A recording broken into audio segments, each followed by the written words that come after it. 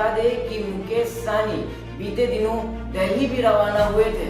उन्होंने कहा था कि थोड़ा सा अस्वस्थ हो गया हूँ, इलाज कराने जा रहा हूँ, सभी डॉक्टर दिल्ली में हैं। हालांकि अब जाकर लग रहा है कि मुकेश सहनी कहीं न कहीं समझौते करने को तैयार हो चुके हैं। आपको बता दें कि मुकेश सहनी ने पहले ही अपने आप को बिहार का उप मुख्यमंत्री घोषित कर दिया है। जब महागठबंधन की सरकार बनेगी तो उस सरकार में वो उप मुख्यमंत्री का पद पहले ही लेने को राजी हो गए। भाजपा के प्रदेश अध्यक्ष दिलीप जायसवाल ने भी घोषित कर दिया है, घोषणा कर दी है कि एनडीए के सभी पांचों दल, एनडीए के सभी 5 पांडव एक साथ है। क्या कुछ कहा है दिलीप जायसवाल ने? उन्होंने साफ तौर पर कहा है कि इंडी गठबंधन के साथ जो कुछ लोग जुड़े हुए हैं वो आज तक भी एनडीए की तरफ अपना प्रयास जारी रखे हैं।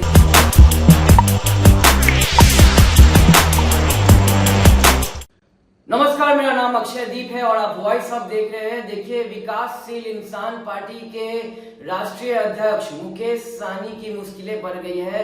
एक तरफ वो लगातार सम्मानजनक सीट की खोज कर रहे थे, महागठबंधन के तमाम नेताओं के साथ लगातार मैराथन बैठक चल रही थी, तो वही दूसरी तरफ उम्मीद थी कि कहीं ना कहीं उन्हें एनडीए की तरफ से कुछ ऑफर आ सकता है। आपको बता दें कि मुकेश सहनी बीते दिनों दिल्ली भी रवाना हुए थे।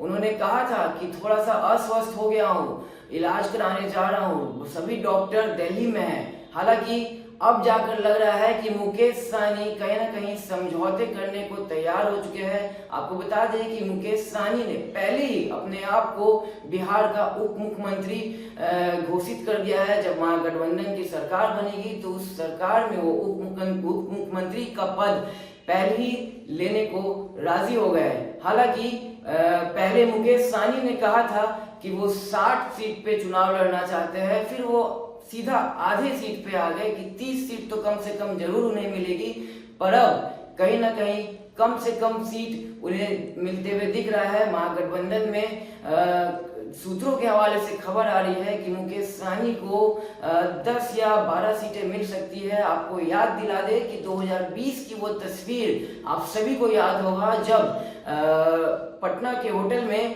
प्रेस वार्ता चल रही थी। उस प्रेस वार्ता में बिहार के नेता प्रतिपक्ष तेजस्वी यादव व तेज प्रताप भी मौजूद थे। अचानक मुकेश सहनी नाराज हो गए और सभी प्रेस वालों के सामने उन्होंने बगावती तेवर दिखाते हुए कहा कि हमारे पीठ पे छुरा भूका गया है, और प्रेस कॉन्फ्रेंस छोड़ के वहां से निकल गए थे, फिर दिल्ली गए थे और आगे की तस्वीर भी सामने आई थी। आपको याद होगा कि 2020 के चुनाव में वो एनडीए के साथ मिलकर चुनाव लड़े थे।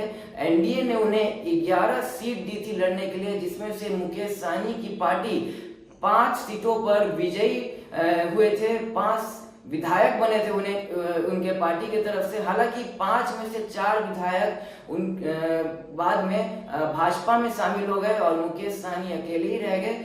अब जाके भाजपा के प्रदेश अध्यक्ष दिलीप जायसवाल ने भी घोषित कर दिया है, घोषणा कर दी है कि एनडीए के सभी पांचों दल, एनडीए के सभी 5 पांडव एक साथ है। क्या कुछ कहा है दिलीप जायसवाल ने? उन्होंने साफ तौर पर कहा है कि इंडी गठबंधन के साथ जो कुछ लोग जुड़े हुए हैं वो आज तक भी एनडीए की तरफ अपना प्रयास जारी रखे हैं, लेकिन एनडीए अपने 5 पांडव के साथ आगे बढ़ेगा। हम भारी बहुमत से सरकार बनाने जा रहे हैं। तो वही दूसरी तरफ मुख्यमंत्री नीतीश कुमार की पार्टी जेडीयू ने भी मुकेश सहनी को लेकर इसी तरह का स्टैंड लिया है। जेडीयू के कार्यकारी अध्यक्ष संजय कुमार झा ने कहा है, हम लोग तो अब चुनाव के मैदान में जा रहे हैं, हम लोग का तो सब कुछ तय है, आज शाम तक सीट सब फाइनल हो जाएगा, हम लोग का 5 दलों का सब कुछ आपके सामने है। तो कहीं ना कहीं मुकेश सहनी जो कुछ दिनों पहले एक और बड़ा बयान दिए थे, जब उनसे सवाल पूछा गया था कि 14 सीटों की मांग की है आपने, तो उन्होंने साफ तौर पर कहा था कि अब हम 14 पे लड़ेंगे कि 44 पे लड़ेंगे, वो कुछ दिनों में आपको बता दिया जाएगा। पर कहीं ना कहीं लग रहा है कि मुकेश सहनी को कॉम्प्रोमाइज करना पड़ेगा, कम से कम सीट उन्हें महागठबंधन की ओर से देने का प्रस्ताव रखा गया है। और ऐसे में देखना होगा कि मुकेश सहनी कितने सीटों पर राजी होते हैं। आपको बता दें कि एनडीए की तरफ से सभी दलों के बीच में, सभी घटक दलों के बीच में सीट बंटवारा हो चुका है। यहाँ तक कि प्रत्याशियों के नाम का भी ऐलान कर दिया गया है। तो वही दूसरी तरफ मुकेश सहनी पर महागठबंधन की जो पेच है वो कहीं ना कहीं फंस गई है। आपको याद दिला दे कि सूत्रों का कहना है कि कांग्रेस तेजस्वी यादव को पहले से ही मुख्यमंत्री कैंडिडेट के तौर पर पेश कर चुका है और कांग्रेस और राजद के बीच सीटों की संख्या और सीट के नाम पर तनातनी के बीच कुछ दिन पहले मुकेश सहनी का भी जो बड़ा बयान आया था कि 14 पे लड़ूंगा कि 44 पे लड़ूंगा, वो आने वाले दिनों में पता चल जाएगा। पर अब मुकेश सहनी की पार्टी विकासशील इंसान पार्टी को कम से कम सीट मिलते हुए दिख रही है। वही दूसरी तरफ उनके पास जो ऑप्शन 2 था, प्लान बी था कि एनडीए की ओर जा सकते हैं, वहां भी अब उनका दरवाजा बंद हो चुका है।